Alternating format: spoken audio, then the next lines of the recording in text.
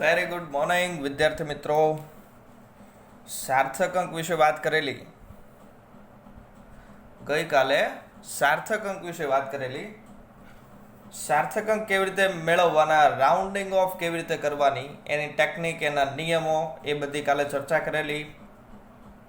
એ પછી થોડુંક હોમવર્ક પણ તમને આપેલું છે, તો એ હોમવર્કની વાત કરી લઈએ. કે પહેલો પ્રશ્ન એવો હતો કે નીચેની સંખ્યાને રાઉન્ડ ઓફમાં દર્શાવો. 4 સંખ્યા આપેલી હતી. પહેલી વાત કરીએ એ, નીચેની સંખ્યાને રાઉન્ડ ઓફમાં દર્શાવો. 25.653 ને 3 અંક સુધી રાઉન્ડ ઓફ કરવાની છે. ચાલો, 3 અંક એટલે 1, 2 ને 3. ચોથો જુઓનો પાંચડો છે. ચાલો પાછો આગળ આવો. 6 છે. 6 એટલે કેવા? બેકી. બેકી હોય તો બેકીને બેકી જ રાખવાની, એટલે જવાબ આવશે 25.6. ચલો બી ની વાત કરીએ. બી હતો 4.996 ઇન્ટુ 10⁵. આને ફેરવવાનું છે 3 અંક સુધી. ઘાત જે છે, ઘાતનો કોઈ પ્રોબ્લેમ નથી. ઘાતને એઝ ઇટ ઇઝ એમને એમ જ રાખવાની છે, માત્ર સંખ્યાને આપણે રાઉન્ડ ઓફ કરવાની છે. ચાલો આને 3 અંક સુધી એટલે 1, 2, 3. ચોથો અંક જોવાનો 6 છે. 6 એટલે 5 કરતાં મોટો, એટલે આગળનામાં 1 ઉમેરી દેવાનું. ચાલો 9માં 1 ઉમેરો 10. 10 એટલે 0, વધી પડી 1. ચાલો પાછા 10, 0 વધી 1 એટલે 5 આવશે અહીંયા. 5 પોઈન્ટ અહીંયા 0, 0 ગુણ્યા 10⁵. આપણો જવાબ 3 અંક સુધી સાર્થક થઈ ગયો. 1, 2 ને 3 અંક થઈ ગયા. ચાલો સી પૂછેલો હતો 3.350. એને 2 અંક સુધી રાઉન્ડ ઓફ કરવાના છે. 2 એટલે 1 અને 2. ત્રીજો જુઓ 5 છે. પાછા આગળ આવો. 3 છે. 3 એટલે કેવા? એકી. એકી હોય તો બેકી કરવાના, એટલે 3.4. 2 આંકડા થઈ ગયા. 2 અંક સુધી રાઉન્ડ ઓફ. ડી ની વાત કરો 0.03927 kg કિલોગ્રામ. બરાબર. આને 3 અંક સુધી રાઉન્ડ ઓફ કરવાના છે. ચાલો 3 અંક પહેલા તો 3 અંક મેળવવા પડે. 3 અંક સુધી રાઉન્ડ ઓફ કરવાના છે. ચલો આ 1, 2 અને 3. 1, 2 અને 3 કેવી રીતે ગણવાના? રાઉન્ડ ઓફ કરતી વખતે યાદ રાખવાનું, પહેલેથી જ ગણવાના છે. 1, 2 અને 3. 9 છે ને? 9. ચાલો 9 ને તમે 5 કરતાં મોટો ધારી લો એટલે શું ગણી શકાય? આગળના આંકડામાં 1 ઉમેરી દેવાનો, એટલે 0.04 kg. બરાબર. આ થઈ ગયું 3 અંક સુધી રાઉન્ડ ઓફ. તો આવી રીતે રાઉન્ડ ઓફ કરી શકાય છે કોઈ પણ આંકડાઓને. ત્યાર પછી આગળ વધીએ. નંબર 2. આ એક પૂરું. બીજું, 1.06 મીટર વ્યાસ ધરાવતા ગોળા વડે ઘેરાયેલ ક્ષેત્રફળને યોગ્ય સાર્થક અંક સાથે લખો. વ્યાસ આપેલો છે. વ્યાસને આપણે ડાયામીટર ડી વડે દર્શાવાય. 1.06 મીટર. તો મને કહો ત્રિજ્યા કેટલી થાય? ત્રિજ્યા r એટલે વ્યાસનું અડધું, એટલે d/2 એટલે 1.06 ભાગ્યા 2 એટલે આવશે 0.53 મીટર. બરાબર. ગણતરી ફાસ્ટ આવડવી જોઈએ. 106 ભાગ્યા 2 કરો એટલે 0.53 મીટર. આટલો એની ત્રિજ્યા આવી. આપણે શું મેળવવાનું છે? ગોળા વડે ઘેરાયેલું ક્ષેત્રફળ. ગોળાનું ક્ષેત્રફળ ઇક્વેશન પાછું તમને યાદ આવવું જોઈએ. નાના ધોરણમાં આવી ગયું છે 4πr². આ ગોળાના ક્ષેત્રફળનું સમીકરણ છે. તો કિંમત મૂકો 4 ગુણ્યા પાઈ 3.14. આરનો વર્ગ. આર કેટલા છે? 0.53 નો વર્ગ. આ બધાનો જવાબ શું આવશે? કેલ્સી 4 ગુણ્યા 3.14 ગુણ્યા 0.53 ગુણ્યા 0.53. જવાબ આવશે 3.5281. આને શું કરવાનું છે? રાઉન્ડ ઓફ કરવાના છે. એટલે આપણું ફાઇનલ રિઝલ્ટ કેટલું આવે જુઓ. અહીંયા શું છે? ગુણાકાર છે ને, 4πr², એટલે બધાનો ગુણાકાર છે. તો ગુણાકારનો નિયમ લાગુ પડે. ચાલો ગુણાકારનો નિયમ શું કહે છે? ટોટલ સાર્થક અંકો ગણવાના. રકમની અંદર ટોટલ સાર્થક અંકો જુઓ તમે. ત્રિજ્યાની અંદર, વ્યાસની અંદર, વ્યાસમાં કેટલા સાર્થક અંકો છે? 1, 2 અને 3. જવાબમાં કેટલા લાવવાના? 3 સાર્થક અંક લાવવાના. બરાબર. એટલે 1, 2 અને 3. ચાલો તો 3 હોય તો પછી રાઉન્ડ ઓફનો નિયમ લાગુ પડે. ચોથો જુઓ તો 8 છે. 8 હોય તો શું કરવાનું? આગળમાં 1 ઉમેરી લેવાનો, એટલે 3.53 ક્ષેત્રફળ છે, એટલે મીટર સ્ક્વેર. આટલો આન્સર આવશે. કપડે 2 નિયમ એક સાથે યુઝ કર્યા છે, સાર્થક અંક અને રાઉન્ડ ઓફ. સાર્થક અંક શું કહે છે? ગુણાકાર ભાગાકાર હોય એટલે ટોટલ ગણવાના. એટલે ટોટલમાં અહીંયા કેટલા છે? વ્યાસની અંદર 1, 2 ને 3 સાર્થક અંક છે. જવાબમાં કેટલા આવવા જોઈએ? 3. તો અહીંયા તમે 3 સાર્થક અંક ગણો તો પછી રાઉન્ડ ઓફનો નિયમ લાગુ પડે. રાઉન્ડ ઓફ શું કહે છે, ચોથો આંકડો જુઓ 5 કરતાં મોટો છે એટલે આગળ એક ઉમેરી દેવાના, 3.53 મીટર સ્ક્વેર. ત્રીજું 2.5 10⁴ ને 3.9 10⁵ માંથી બાદ કરતા મળતો જવાબ સાર્થક અંક સાથે લખો. બાદબાકી કરવાની છે ભાઈ. 3.9 10⁵ એમાંથી બાદ કરવાનું છે કોને, 2.5 10⁴. ચાલો હવે બાદબાકી સરવાળા વખતે ખાસ ધ્યાનમાં રાખવાનું, ઘાત જે છે ને અલગ અલગ હોય ને ત્યારે બાદબાકી સરવાળો થાય નહીં. તમે આમાંથી આ ડાયરેક્ટનો બાદ કરી શકો.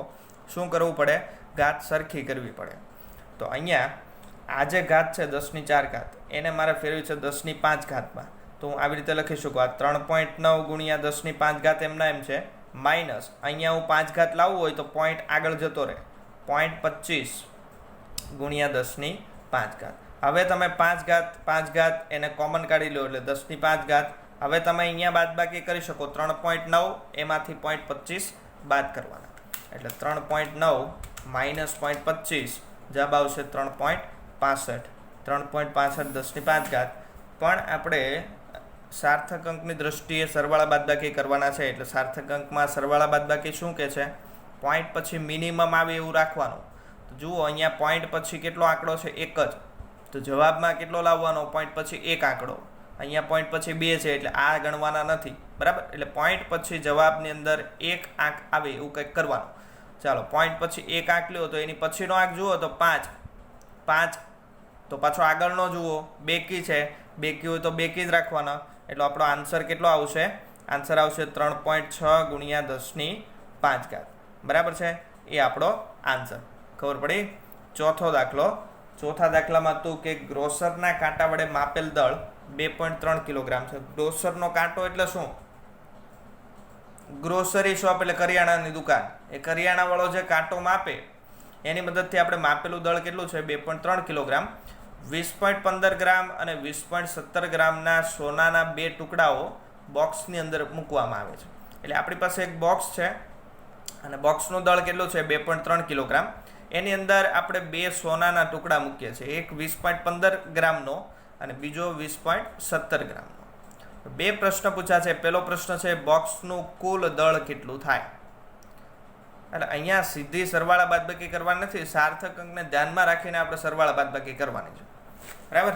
તો સૌથી પહેલા તો બોક્સનું દળ કેટલું હતું, બોક્સનું દળ હતું 2.3 કિલોગ્રામ, બરાબર. સોનાના સિક્કાનું દળ અથવા તો સોનાના ટુકડાનું દળ એ કેટલું છે, એક છે 20.15 ગ્રામ અને બીજું છે 20.17 ગ્રામ. તો કુલ દળ કેટલું થાય, કુલ દળ એટલે બધાનો સરવાળો. ચલો સરવાળો કરવો હોય તો પહેલાં તમારે એકમ સરખા કરવા પડે. કિલોગ્રામ ને ગ્રામનો સરવાળો ડાયરેક્ટ ન થાય, કાં તો તમે બધાને ગ્રામમાં ફેરવી નાખો અથવા બધાને કેજીમાં ફેરવો, બરાબર. અહીંયા આપણે કિલોગ્રામ છે તો કિલોગ્રામ છે એને એમના એમ રહેવા દઈએ, આ ગ્રામ જે છે ને એને કેજીમાં ફેરવો અને હવે સરવાળો કરો. એટલે અહીંયા 2.3 વત્તા, ચાલો આને કિલોગ્રામમાં ફેરવો, ગ્રામમાંથી કિલોગ્રામમાં જોવું હોય તો ભાગ્યા 1000 કરવા પડે. ભાગ્યા 1000 કરો એટલે 0.1 2 અને 3 આગળ ખસી જાય એટલે 0.02015 કિલોગ્રામ ડાયરેક્ટ લખ્યું છે, બરાબર. હવે ખ્યાલ આવી જવો જોઈએ. વત્તા આને ફેરવો 0.02017 કિલોગ્રામ. હવે કિલોગ્રામ કિલોગ્રામ કિલોગ્રામ ડાયરેક્ટ સરવાળો કરી નાખો એટલે 2.3 વત્તા 0.02017 વત્તા 0.02015 જવાબ આવશે 2.34032 કિલોગ્રામ. પણ આપણો ફાઇનલ આન્સર નથી. આપણો આન્સર શું છે, સાર્થક અંકની દ્રષ્ટિએ સરવાળા બાદબાકી કરો, નિયમ શું લાગુ પડે, પોઈન્ટ પછી માત્ર લઘુત્તમ હોય એ જ રાખવાના. પોઈન્ટ પછી અહીંયા કેટલો છે, 1 છે, અહીંયા પોઈન્ટ પછી ઘણા બધા છે, બરાબર. એટલે આ બેને ભૂલી જાઓ, લઘુત્તમ કેટલા રાખવાના, 1. એટલે જવાબની અંદર પોઈન્ટ પછી કેટલો આંકડો આવવો જોઈએ, 1 જ આવવો જોઈએ, એટલે 2.3. પછી રાઉન્ડ ઓફ કરવા પડે. રાઉન્ડ ઓફનો નિયમ શું છે, પછીનો આંકડો જુઓ 5 કરતાં નાનો, 5 કરતાં નાનો હોય તો કોઈ ફરક પડશે નહીં. એટલે જવાબ આવશે આપણો 2.3 કિલોગ્રામ. આ જ જવાબ. આની અંદર પાછો બીજો પ્રશ્ન પૂછ્યો છે. એ બીની વાત કરીએ. બીની અંદર પૂછ્યું છે સોનાના અલગ અલગ ટુકડાઓનું દળ યોગ્ય સાર્થક અંક સાથે લખો. હવે પ્રશ્નમાં થોડીક પ્રિન્ટિંગ મિસ્ટેક થઈ છે. મેળવવાનું શું છે, સોનાના ટુકડાનું દળ તો તમને આપ્યું છે, એ નથી મેળવવાનું. તમને મેળવવાનું છે સોનાના અલગ અલગ ટુકડાના દળનો તફાવત મેળવવાનો છે. એટલે આ દળમાંથી આ દળ બાદ કરો તો કેટલો જવાબ આવશે, બરાબર. એટલે દળનો તફાવત એ મેળવવાનો છે. એટલે 20.17 માઇનસ 20.15. ચાલો કેલ્સીમાં કરો એટલે જવાબ આવશે 0.02 ગ્રામ. હવે આ સાચો છે કે ખોટો છે? બાદબાકી હોય, બાદબાકીનો શું નિયમ છે? પોઈન્ટ પછી 2 આંકડા છે, અહીંયા પોઈન્ટ પછી 2 સાર્થક અંકો છે, બરાબર. એટલે જવાબમાં પોઈન્ટ પછી 2 આવવા જોઈએ. ચાલો 2 આવી ગયા છે, એટલે આ જવાબ આપણો સાચો 0.02 ગ્રામ. ક્લિયર વાત છે? તો આ તો આપણું ઉદાહરણ હોમવર્ક જે કંઈ ગણીએ તે. ત્યાર પછી આજે જે નવા ટોપિક શીખવાના છે બહુ જ ઇમ્પોર્ટન્ટ છે, અને આની ઉપરથી જ JEE નીટમાં મોટે ભાગે MCQ પૂછાય છે એવો ટોપિક છે પારિમાણિક સૂત્રો. પારિમાણિક સૂત્રો. ભાઈ પારિમાણિક સૂત્ર પહેલી વાત તો કોને કહેવાય? પારિમાણિક સૂત્ર છે શું? સમજી લો. કોઈ પણ ભૌતિક રાશિ લઈ લો, જે પણ તમને મગજમાં આવે છે, એ ભૌતિક રાશિને અમુક નિશ્ચિત આંક વડે દર્શાવવામાં આવે, અને નિશ્ચિત આંકની મદદથી જે સૂત્ર બને એ સૂત્રને આપણે કહીશું પારિમાણિક સૂત્ર. પારિમાણિક સૂત્ર જે છે એ મૂળભૂત ભૌતિક રાશિના પદમાં દર્શાવવામાં આવે. મૂળભૂત ભૌતિક રાશિ યાદ કરો કઈ કઈ હતી? 7 મૂળભૂત ભૌતિક રાશિ હતી SI-માં. લંબાઈ, દળ, સમય, વિદ્યુત પ્રવાહ, થર્મોડાયનેમિક તાપમાન, દ્રવ્યનો જથ્થો, જ્યોતિ તીવ્રતા. આ 7 જે રાશિઓ હતી એના જે એકમો છે એના સ્વરૂપમાં દર્શાવવામાં આવે, બરાબર. તો દળ છે, દળ